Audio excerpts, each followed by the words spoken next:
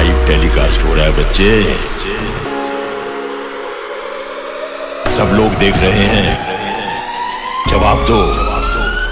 क्या कभी अंबर से सूर्य बिछड़ता है, क्या कभी बाकी दीपक जलता है, क्या कभी अंबर से सूर्य बिछड़ता है, क्या कभी बाकी दीपक जलता है।